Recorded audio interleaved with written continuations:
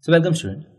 So in this question, you're given y is equal to x plus 4 by x square. You're asked to find the equation of tangent parallel to x-axis. A very straightforward question.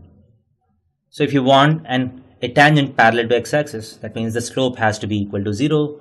So dy by dx is equal to 1 minus 4 times 2 by x cube is equal to 0.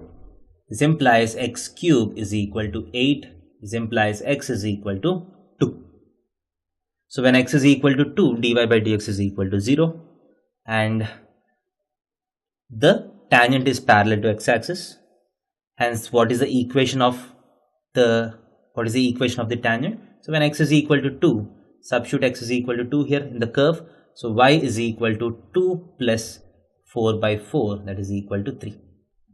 Hence the point is 2, 3 and the tangent is parallel to x-axis. So the equation is of the form y is equal to constant.